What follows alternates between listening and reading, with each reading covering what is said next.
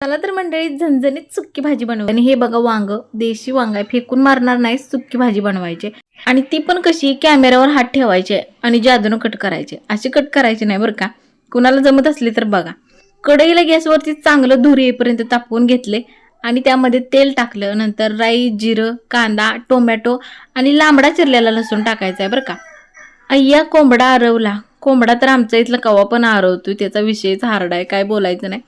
याच्यामध्ये सगळं जगभरातलं मसाला टाकायचा आहे. ती जगभरातलं म्हणजे तुमच्या मसाल्याच्या डब्यामध्ये जेवढं मसाला असतील ना तेवढं थोडं थोडं टाकायचं. सगळं मसाला तेलामध्ये भाजलं की नंतर वांग्याच्या फोडी टाकायचं, लाल तिखट, चवीनुसार मीठ आणि कोथिंबीर थोडीशी भुरभुरा नसली तरी पण चालत्या.